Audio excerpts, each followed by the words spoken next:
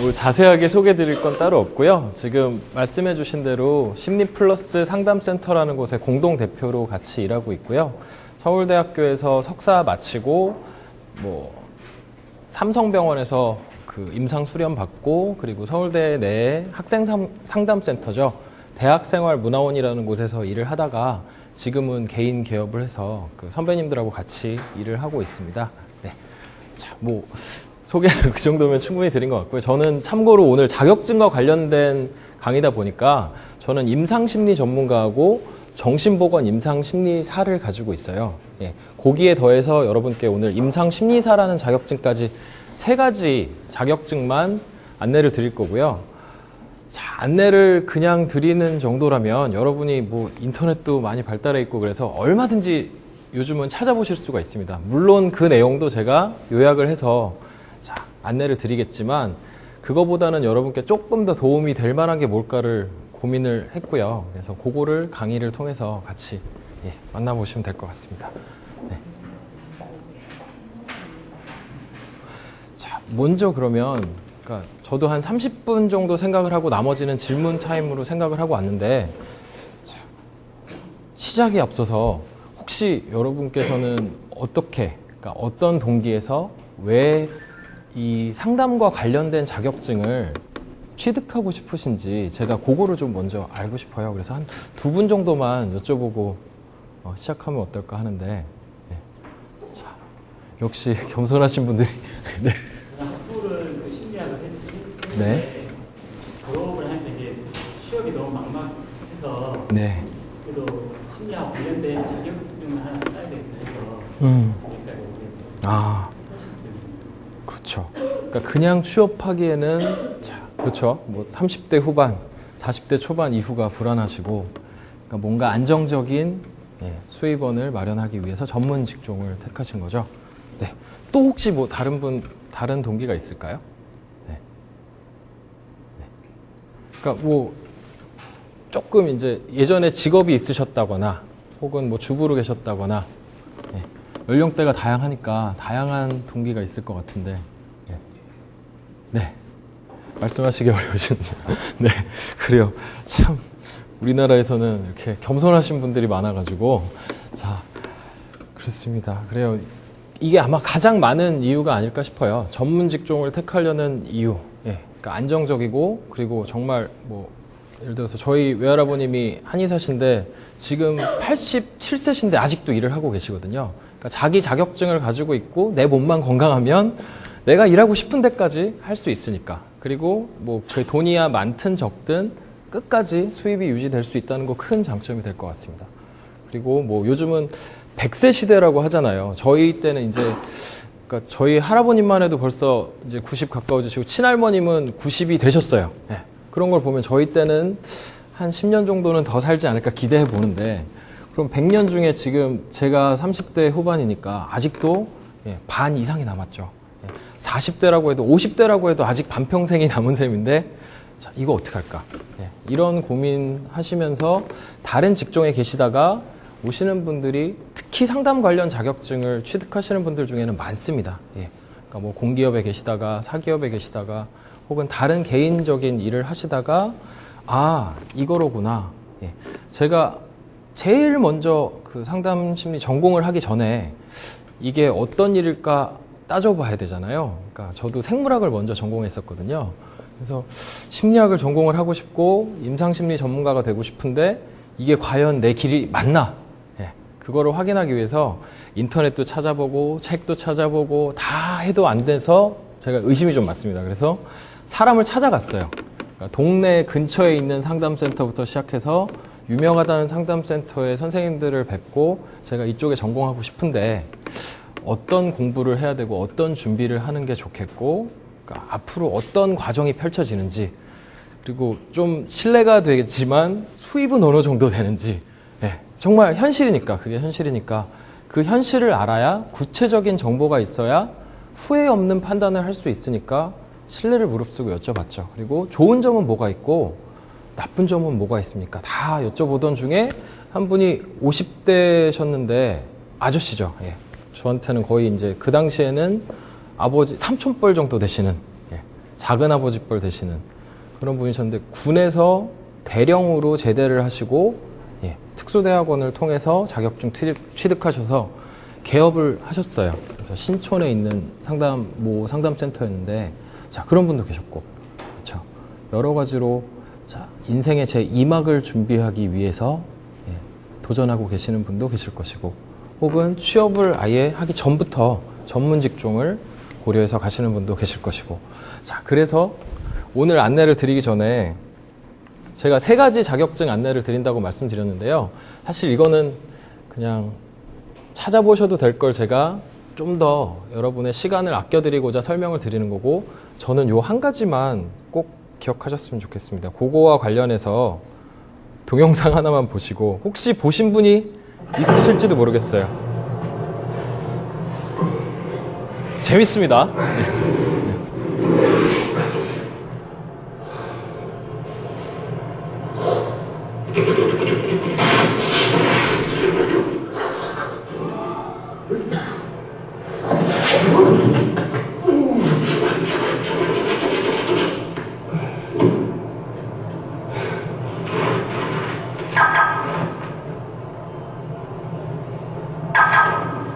보이시나요?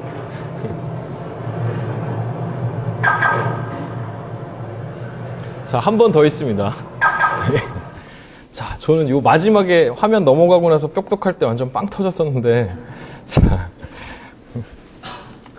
왜 이런, 재밌죠? 우선은 재밌는데, 이 동영상을 왜 보여드렸을까? 벌써 감 잡으신 분도 계실 거고, 제가 앞서 드린 질문하고도 관련이 있을 것이고, 제가 오늘 3가지 자격증을 안내드리기에 앞서서 꼭 한 가지 부탁드리고 싶은 말씀과도 아주 맞닿아 있습니다. 요거 하나만 기억하시면 앞으로 그 자격증 과정 사실 길고 험난한 시간인데 준비하시는 동안 많이 힘이 되지 않을까. 그리고 그 시작이 탄탄해질 수 있는 뭐 기초공사라고 생각이 되고요.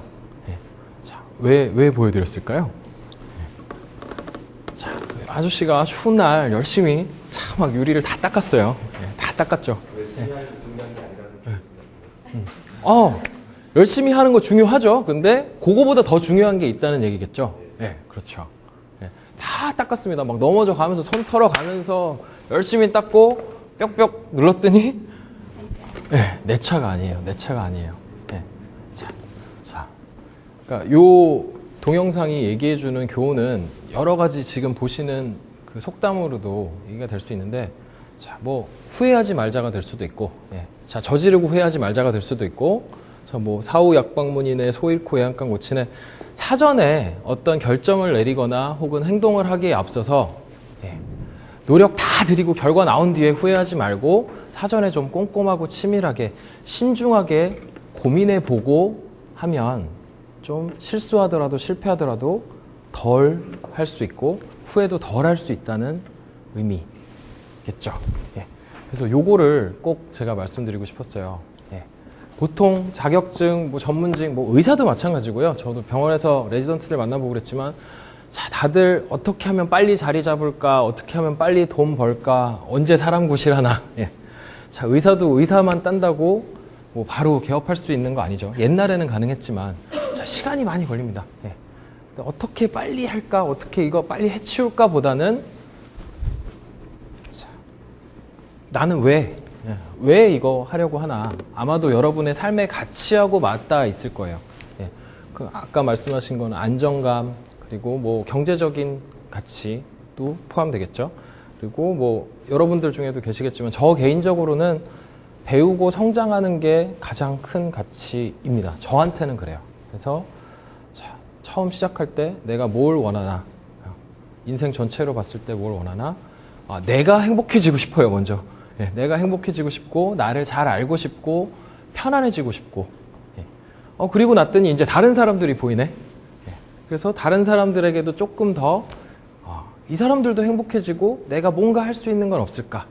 그렇게 한 분, 두 분, 우선은 제 가족부터, 부모님부터, 그리고 남동생, 그리고 주변 친구들부터 하나씩 바뀌어가다 보면 언젠가는 좀 달라지지 않을까. 세상도 좀 달라지지 않을까.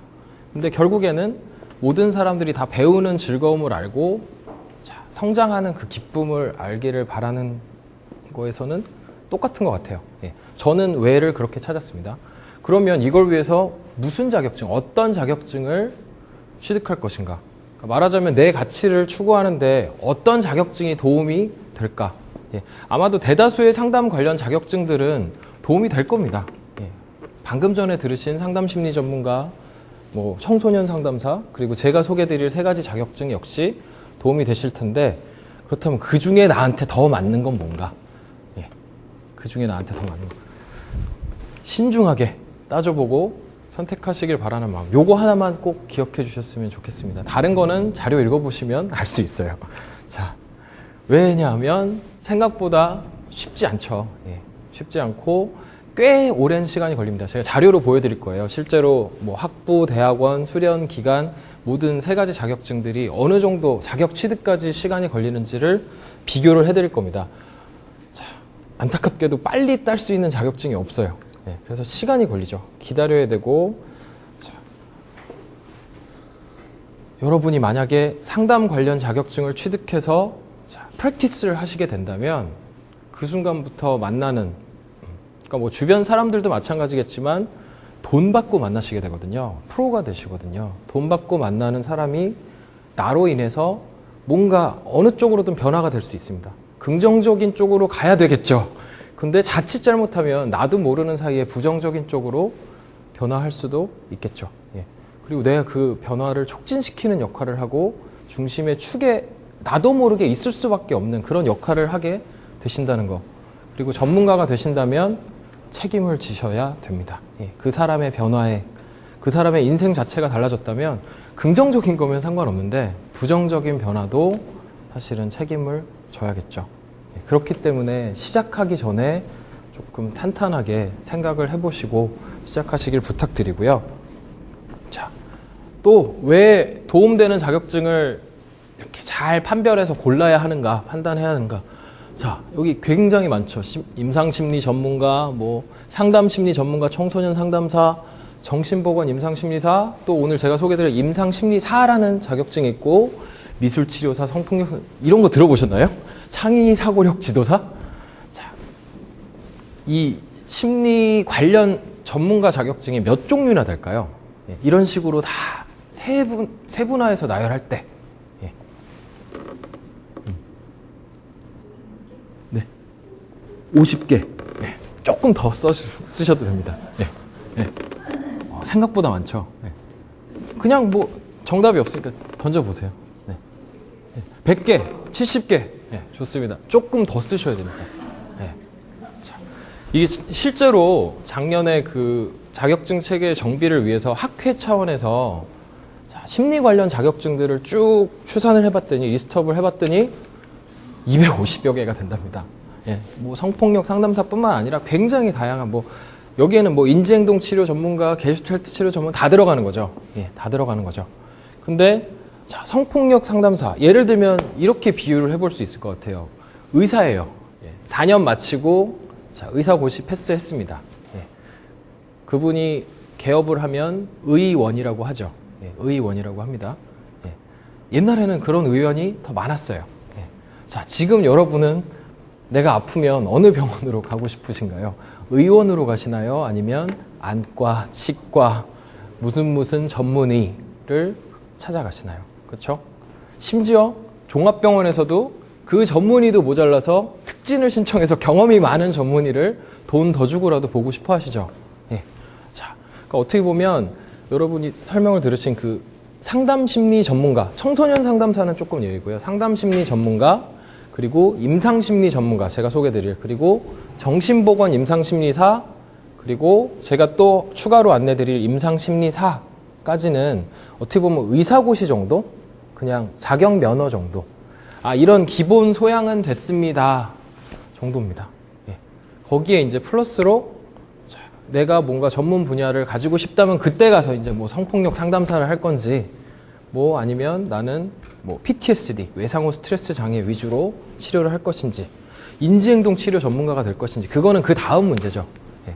근데 인지행동 치료 전문가 과정 이수했다고 내가 전문가라고 하는 건 조금, 예. 그러니까 의사는 아예 그런 길이 없죠. 예. 의대 안 나오고 무슨 전문대만 나와가지고 개업할 수 없듯이. 예. 근데 지금 심리 관련 자격증들은 지금 이런 현상을 보이고 있어요. 예. 뭐 여러 가지 뭐 경제적인 뭐 수요와 공급이 다 만나서, 근데 어쨌든 지금 여기에 계신 분들이라면 요런 그 현실을 아시고 어떤 게 진짠지, 어떤 거를 내가 취득해야, 어떤 자격증을 취득하고 어떤 것을 준비해야 실제적으로 여러분이 프랙티스를 하시는데 도움이 될 수 있는지를 판별하실 수 있어야 한다는 겁니다. 예. 그러니까 추가로 얼마든지 많이 따시는 거는 상관없어요. 예. 근데 기본 없이 뭐 이런 뭐 미술치료사 하나, 예. 이런 것만 가지고는 하실 수는 있죠. 예. 일을 하실 수는 있는데 굉장히 이렇게 부분적인 역할을 하실 수밖에 없고, 사실상 그렇게 부분만 가지고는 그러니까 제 경험으로는 아직까지는 치료가 잘 이루어지기는 어려울 것 같습니다. 예. 자, 그래서 종류가 이렇게 많더라. 그 중에서 저는 오늘 임상심리 전문가, 정신보건 임상심리사, 그리고 임상심리사 요 세 가지를 안내를 드리겠습니다. 자, 제일 궁금하시죠? 도대체 뭐 할 수 있길래? 똑같습니다. 상담심리 전문가가 할 수 있는 일과 똑같아요. 청소년 상담사는 상담심리 전문가인데 청소년을 대상으로 하는 상담사죠. 자, 상담심리 전문가랑 거의 유사합니다. 상담심리 전문가도 평가하죠. 예. 심리치료 상담합니다. 그리고 연구도 할 수 있습니다. 예. 똑같습니다. 똑같습니다. 예. 평가는 뭐 병원 같은 곳에서는 주로 진단 목적으로 쓰이지만 지금 여기 계시는 분들은 상담을 주로 하실 거라고 생각한다면 상담 장면에서 객관적으로 지금 내담자의 상태를 이해하는데, 자, 평가라고 하는 건 한두 가지 심리검사를 얘기하는 게 아니죠. 여러 가지 심리검사를 필요한 것을 취해서 활용할 수 있고, 그걸 통해서 이 사람이 우울하면 얼마나 우울한지, 불안하면 얼마나 우울한지를 물론 임상가의 감으로도 알 수 있지만 그 증거 자료로, 객관적인 증거 자료로 활용하시는 거. 내가 판단하는데 이게 과연 내 주관인지 아니면 객관적으로 봐도 맞는 것인지 판단하는 근거 자료로 평가를 활용하시죠. 그리고 치료는 뭐 말하나 마나 다 아실 것이고. 자, 연구. 예. 근데 제가 임상심리사에는 세모표를 해놨는데요. 요 이유는 뒤에 말씀을 드리도록 하겠습니다. 가능은 한데 약간 뭔가 X는 아니에요. X는 아닌데 세모죠. 예. 요게 또 궁금하실 것 같아요. 바로 전에 상담심리 전문가를 들으셨는데 도대체 뭐가 달라? 다 똑같은 거 하는 거잖아. 근데 저는 임상심리 전문가를 취득한 이유가 있기 때문에 그 말씀을 드리고 싶어요. 첫 번째는 이상심리학과 정신병리학이에요. 자, 이게 뭐냐?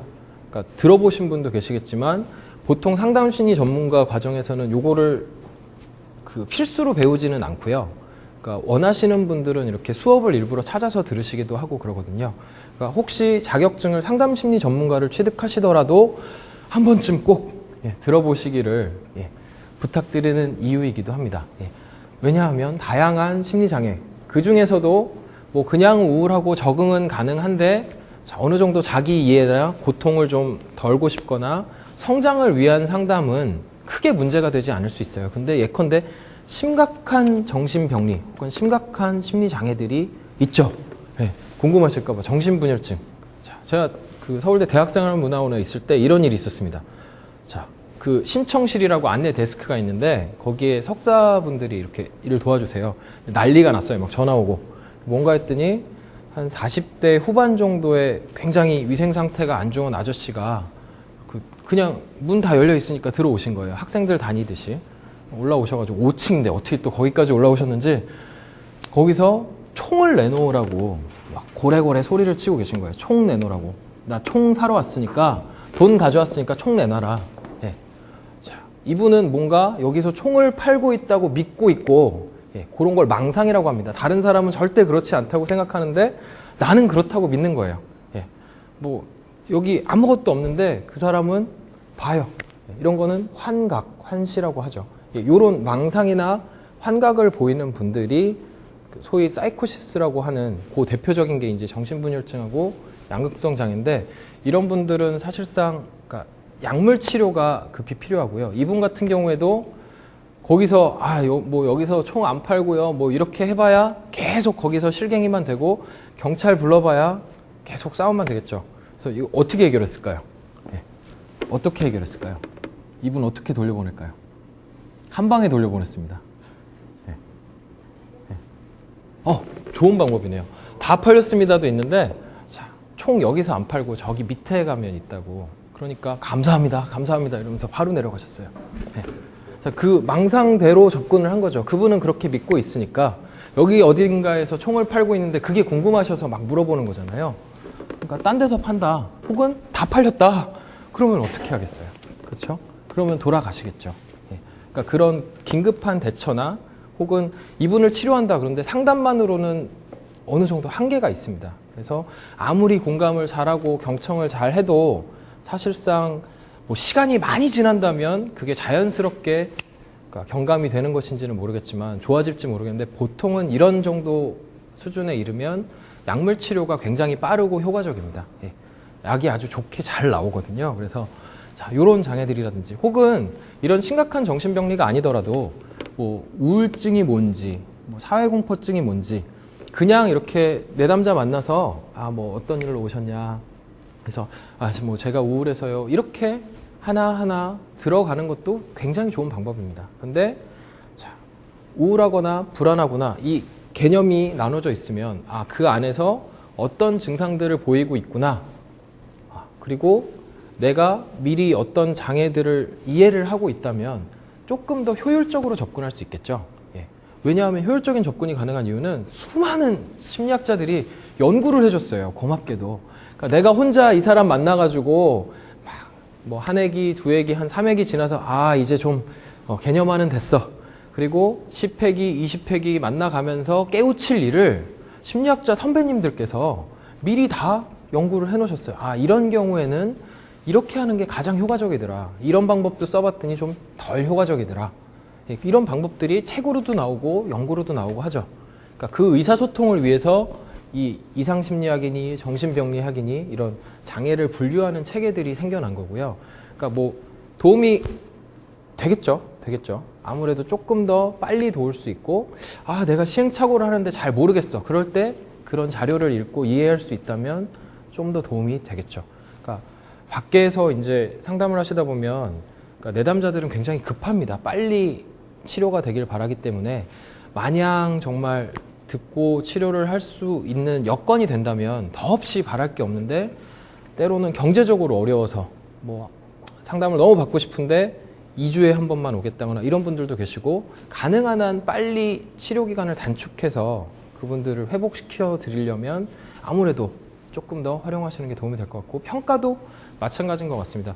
그러니까 보통 상담 심리 전문가의 경우에도 평가를 배우는데요.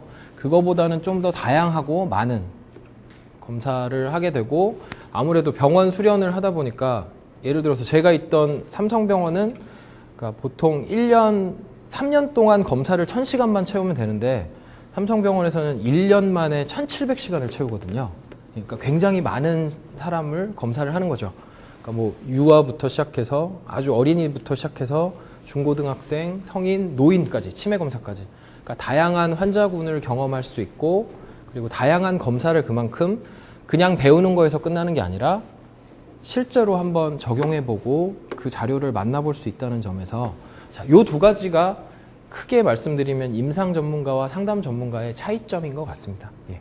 그러니까 요거 말고는 사실 큰 차이 없습니다. 치료의 대가가 된다면 어떤 전문가 자격증을 취득했건 그건 중요하지 않죠. 예. 치료 잘하면 대가죠.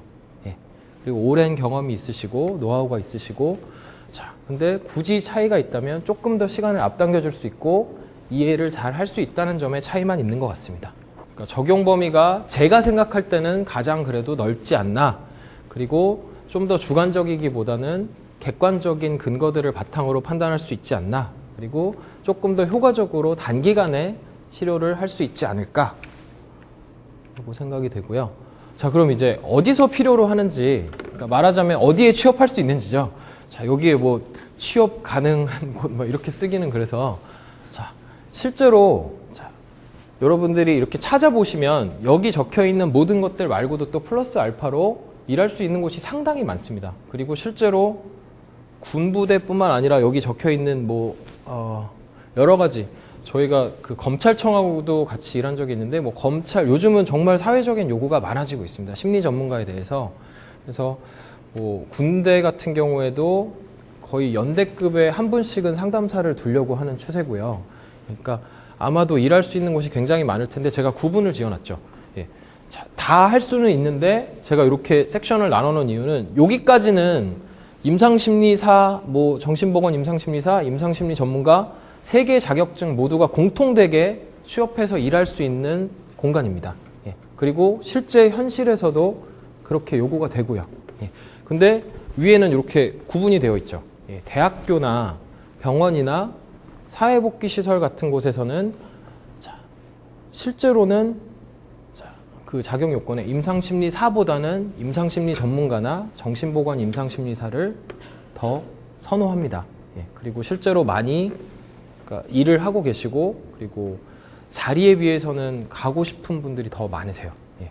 그리고 또 위에 올라가면 이렇게 구분이 되어 있는데 임상심리 전문가는 기업이라고 되어 있는데 제가 지금 삼성하고도 같이 일을 하고 있는 게 있는데요. 삼성에도 상담심리 전문가와 임상심리 전문가분이 계십니다. 예. 아무래도 이제 임상 쪽은 자살이나 위기 케이스들을 처리할 때 뭐 평가하고 이런 부분 때문에 임상 전문가가 도움이 되고 상담 전문가 선생님이 2분이나 계세요. 예. 자, 기업에서는 임상 전문가나 상담 전문가 그리고 정신보건 임상심리사는 또 기업에서 찾는 거랑 좀 다른데요. 뒤에 구체적으로 안내를 드리겠지만 주로 이제 사회복지 시설, 좀 심각한 정신질환자나 예, 재활시설 이런 곳하고 많이 관련이 됩니다. 그리고 실제로 정신보건 임상심리사 1급이면 사회복지시설을 운영할 수 있습니다. 예, 국가에서 허가 받아가지고 밑에 그 2급 수련생이나 혹은 1급 전문가분을 모시고 같이 일을 할 수 있습니다. 운영을 하실 수 있습니다. 네. 자, 제가 여기 비교를 해놨는데 3개 자격증의 이제 전반적인 부분을 말씀드리는 거죠. 그래서 임상심리 전문가의 경우에는 자, 학부 4년, 대학원 2년, 그러니까 석사까지 일단 취득하면 되고 대학원 과정이 1년이 인정이 됩니다. 예, 수련 등록을 미리 하면 예, 그걸 이따 다시 설명드리겠습니다. 중요한 거기 때문에.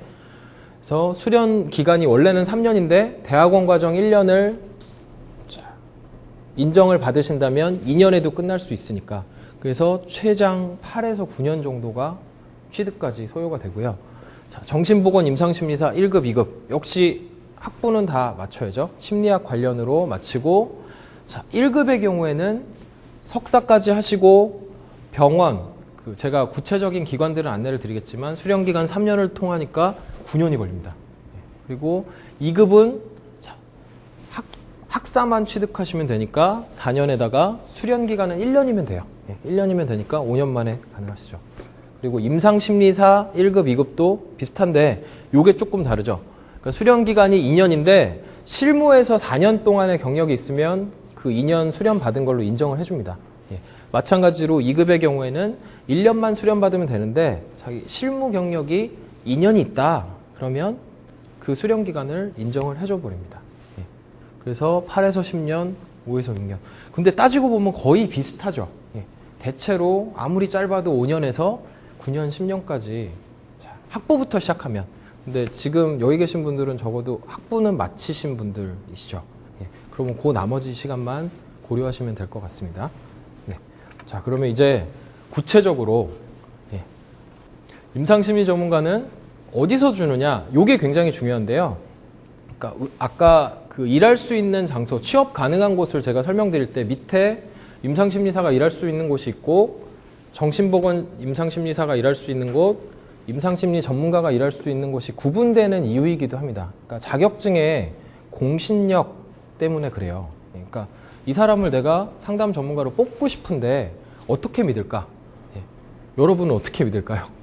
예. 여러분이 그 선발하는 입장이라면 우선은 어디에서 취득한 자격증인지 그 관리가 어떻게 잘 이루어지고 있고 그러니까 퀄리티 컨트롤이라고 하는데 얼마나 이 자격증을 취득한 사람이 그에 합당한 능력을 가지고 있다고 보증할 수 있느냐를 보겠죠. 그래서 한국심리학회 산하의 한국임상심리학회 예. 그 전에 상담심리 전문가는 상담심리학회죠. 예. 자, 그 학회에서 주는 자격증이 현재까지는 가장 관리가 잘 되고 있고 가장 믿을만하고 그리고 그 수련 기간에 대해서 그 능력을 인정하기 쉽다고 보는 현실입니다. 예. 그래서 가장 이렇게 요구하는 곳이 많죠. 뭐 기업이든 병원이든 어디든.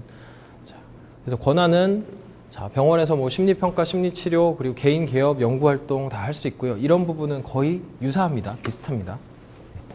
그리고 수련기간 3년 말씀드렸죠. 그리고 대학원 재학 중에 수련생으로 등록을 하시면 1년 수련기간을 없앨 수 있습니다. 단축시킬 수 있습니다. 이게 굉장히 중요하죠. 학교를 100% 활용하시면 좋습니다. 임상심리사도 마찬가지고 임상심리 전문가도 마찬가지고 상담심리 전문가도 마찬가지죠. 여러분들 여기에 상담심리 전문가 선생님들이 계시니까 슈퍼바이저로 최대한 학교 상담센터를 활용하시면 도움이 많이 되실 거고요. 자, 그리고 수련기관은 그러니까 임상심리 전문가의 경우에는 주로 병원들이에요. 뭐 재활기관, 상담소 등 여러 가지가 있는데 자, 중요한 게 있습니다. 3년 중에 1년은 반드시 병원에서 수련을 받으셔야 된다는 게 큰 차이점이에요. 예. 이게 가장 어렵게 만드는 일입니다.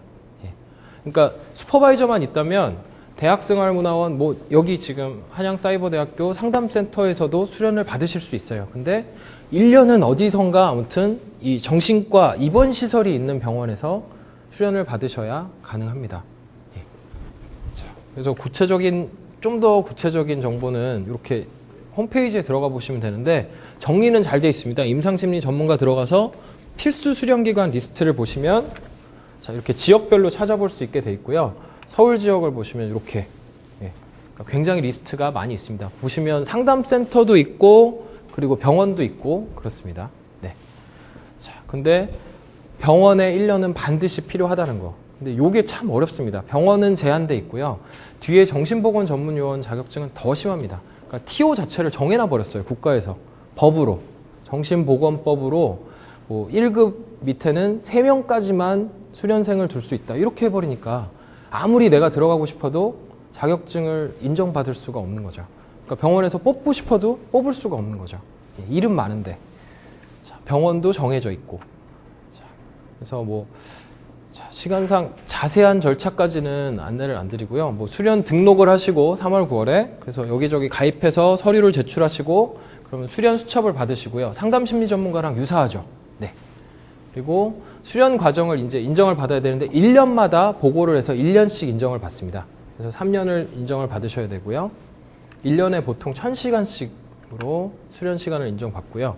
수련을 모두 마친 뒤에는 완료 심사를 해서 자, 이제 이 사람이 시험을 칠 자격 요건이 되는지 안 되는지를 심사를 합니다.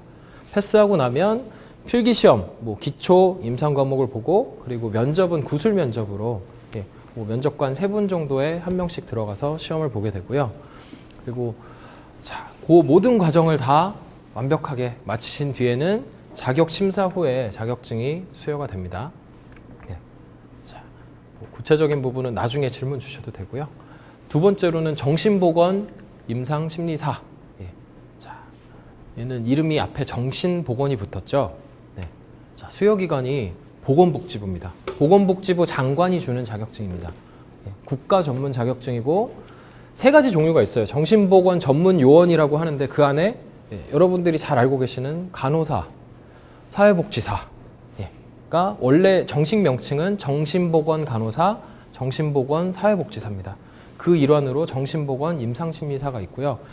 요 3가지 정신보건 전문 요원은 그 국가에서 지정한 수련기관에서만 인정이 됩니다.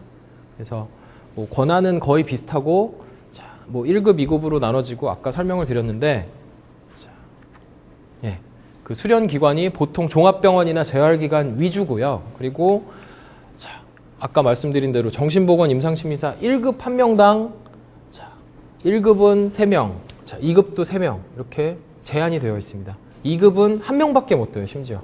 예. 그러니까 아무리 내가 많이 뽑고 싶어도 뽑을 수가 없고 뽑아도 인정이 안 됩니다. 그 사람은. 내가 그 수련 보고를 올릴 수 있는 인원수가 제한되어 있기 때문에 그래서 굉장히 애로사항이 많고 병원 들어가는 게 굉장히 어렵다. 그리고 보건복지부 홈페이지에 들어가시면 제가 자료를 드렸지만 그 수련기관들, 인정되는 수련기관들이 자, 약 171개 정도가 있는데 제가 자료는 여기에 남겨드릴 테니까 예, 그 일부만 제가 발췌를 해서 보여드리는 거고요. 네, 필요하신 분은 찾기가 굉장히 어렵게 돼 있어요. 예, 임상심리학회처럼 친절하지 않고요. 정신보건 그 임상심리사나 자, 마지막에 설명드릴 임상심리사는 정말 찾기가 어렵습니다. 뭐 무슨 자격증이라도 있어야 될 것 같아요. 그거 찾는 자격증이 있어야 돼요. 자, 그래서 수련 모집 및 완료 보고는 수련 기관장이 하고 역시 요건 필기 시험만 봅니다. 학습 평가만 해요. 근데 과목이 굉장히 많죠.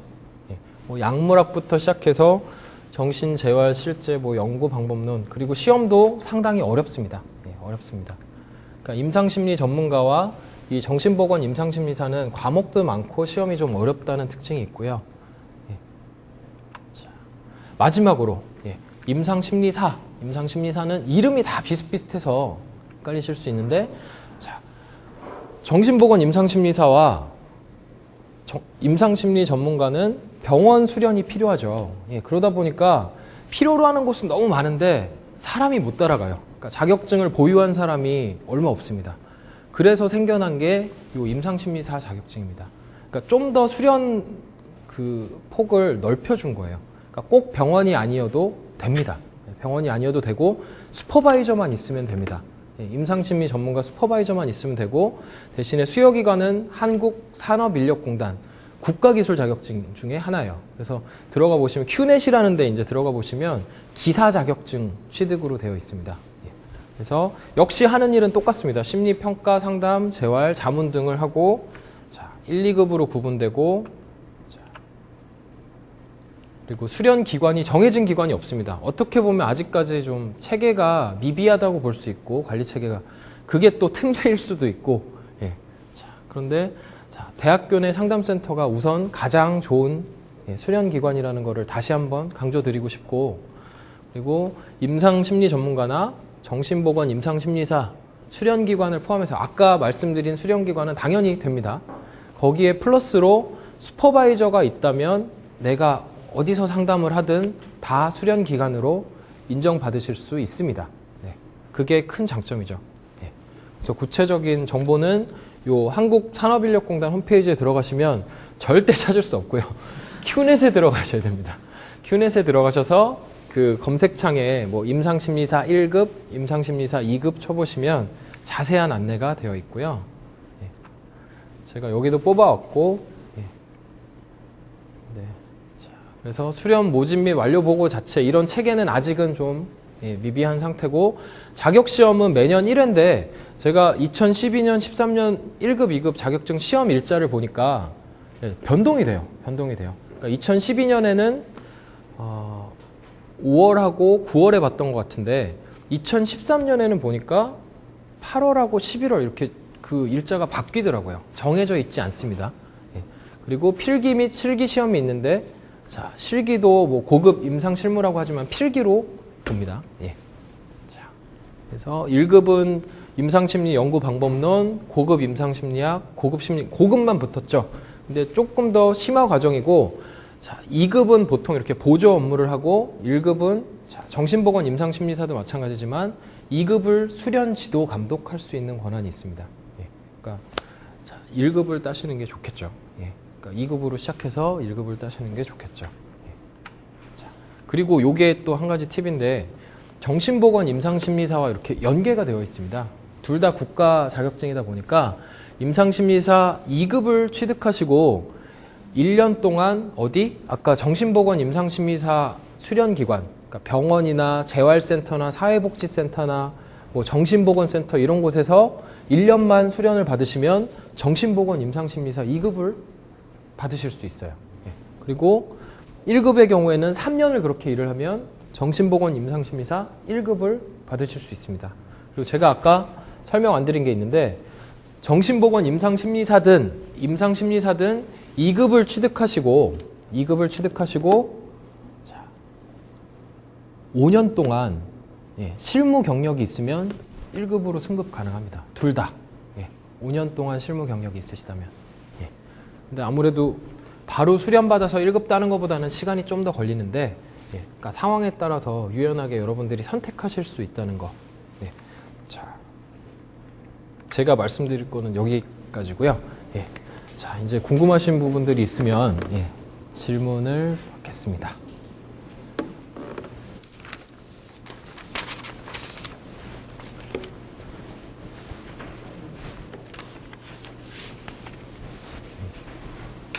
상담센터를 이용을 하면요. 네네네. 꽤 좋은 데다 다 가는 데가 두 가지 자격 그게 다 가능할까요? 다 가능하십니다. 네, 네. 동시에 가능하십니다. 네. 그래서 저희 선배님 중에도 임상심리 전문가, 상담심리 전문가, 뭐 인지행동치료 전문가 다 가지고 계시는 분들이 많습니다. 예. 예.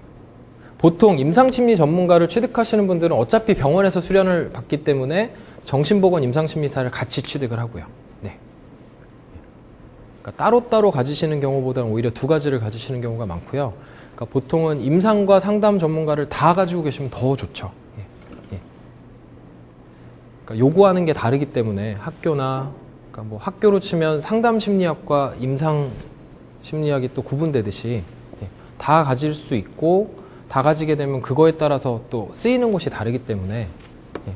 동시에 수련 받으실 수 있습니다. 수련하는 기간 동안 네. 기반에서 수련할 때는요. 네. 월급을 받는 건가요? 아니면 그냥 가서 그냥 어떻게 금전적인 문제가 어떻게 되죠? 그러니까 어떤 경우에 그럴까요? 수련을 받는 수련 받는 거. 그러니까 다양한데요. 임상심리 전문가나 정신보건 임상심리사의 경우에도 병원 수련을 받는 분들 중에 유급으로 받는 분들이 있고요. 예, 무급도 있습니다. 예, 그러니까 그냥 수련을 위해서 정말 돈 안 받고 그 수련 기간 배우는 시간으로 생각하고 일하시는 분도 있고요. 보통 무급으로는 1년 정도만 하시죠. 예, 1년 정도만 하시죠. 네. 그리고 상담심리 전문가 같은 분들 경우에 그러니까 학교 기관 같은 곳에 취업을 하시게 되면 적지만 그래도 월급이 있는 경우가 있고요. 외부 상담센터의 경우에도 있는 경우도 있지만 거의 이제 인턴이나 익스턴이라고 그래서 이렇게 오히려 돈을 내고 예, 수련을 받는다든가 예, 그런 경우들이 많이 있습니다. 병원에서 수련생 네. PD가 굉장히 아까도 말씀하셨지만 네네. 이게 어렵지 않습니까? 경쟁률도 굉장히 치열하고 네. 특히나 이제 대학병원 같은 경우에 정말 어려운 거는 네. 나는데 그런 좀 거기에 뽑히기 위한 좋은 팁이 있다면 한 가지 좀 보여주시면 좋겠고 두 가지는 그 병원에서 이렇게 수련하는 그 과정이 네. 아무래도 이제 의사 선생님도 있고 다양한 병원이 아무래도 분배잖아요. 그래서 네. 그 수련 과정이 어느 정도나 이렇게 힘이 드는지 그렇게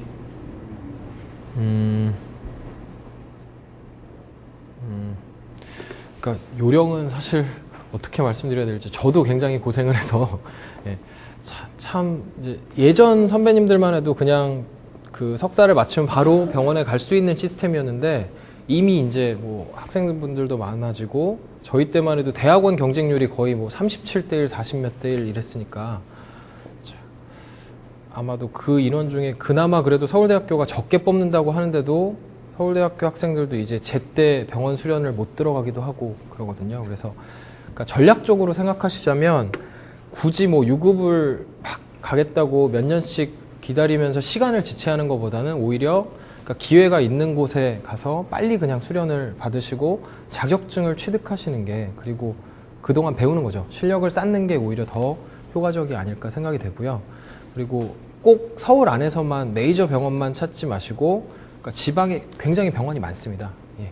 그래서 오히려 그런 곳은 또 이렇게 공석이 있는 경우들이 많으니까 그러니까 내가 적절하게 빨리 배울 수 있는 곳을 취한다면 조금 더 예, 수월하게 하실 수 있을 것 같고 수련 과정이 힘드냐 그거는 사실 상담심리 전문가든 뭐 어떤 전문가든 전문가가 되기까지 과정이 굉장히 길고 어렵고 또 일일이 추고록 푸시잖아요. 예, 추고록 푸시고 또 슈퍼비전 받으시고 그리고 여러 사람 앞에서 뭐 얘기하시고 이런 과정들이 힘들다면 힘들 수도 있고 또 병원에서는 치료도 치료지만 그러니까 평가를 굉장히 많이 합니다. 그러니까 뭐 아침에 출근해서 저녁까지 거의 하루 종일 쉴 틈 없이 검사를 하고 주말도 검사합니다. 예, 주말도 그러니까 폐쇄병동, 그 입원병동에 계신 분들을 검사하고 그리고 뭐 수시로 들어오는 검사들도 있고, 그리고 나면 보고서 언제 쓸까요? 예. 그러니까 보고서는 그 일 외로 쓰는 거니까 그 능력에 따라서는 잠이 많이 줄어들기도 하고, 근데 뭐 힘들다기보다는 사실 다 힘들죠. 다 힘든데 어떤 의미로 시작을 했고, 그리고 내가 지금 뭘 하고 있는지 알고 있다면 그러니까 굉장히 배울 수 있거든요. 그러니까 제가 삼성병원에서 검사를 많이 하고 힘들었지만 대신에 아주 빠른 시간에 많은 환자들을 경험할 수 있고, 그리고 또 많은 검사를 해볼 수 있다는 게 나와 보니까 굉장히 큰 자원이더라고요. 예. 그러니까 그렇게 생각한다면 또 꼭 뭐 돈이나 뭐 육체적, 심리적으로 힘든 거를 떠나서 그러니까 의미나 배움까지 플러스가 된다면 좀 충분한 보상이 되지 않을까. 네. 그렇게 생각이 됩니다. 네. 네. 대학원에서 수련생 등록하는 거요. 네. 1년이 인정된다는 거는 네. 대학 3년에 수련 과정에서 1년이 감해진다는 거죠. 네, 그렇습니다. 그러니까 2년만 받으시면 되는 거죠. 대학원을 다녔다는 거에 대해서는 따로 인정되는 건 없나 보네요. 대학원을 2년 다녔다는 네. 거에 대해서는 수업 시간이 인정이 됩니다. 그러면 네. 센터까지 하면 2년 선택받는 거예요? 아, 그렇게 되진 않고요. 대학원 과정 2년은 그냥 어떻게 해도 1년만 인정이 되고요. 실제로 그 1년 1000시간을 인정받기 위해서 해보시면, 그러니까 대학원 다니면서도 굉장히 열심히 해야 1년 인정받을 수 있습니다. 예. 그러면은 그 수련생 등록은 네. 학기가 상관이 없이 그냥 1년만 인정. 네, 그렇습니다. 예. 그러니까 그 4학기 동안 이수한 과목이 그 시간으로 변환돼서 책정이 되고요. 그리고 부족한 부분은 그 대학원 다니시면서 이제 학교 상담센터에서 사례를 받으시잖아요. 검사도 해보시고 그 시간들을 채워서 1000시간이 돼야만 1년이 인정이 됩니다.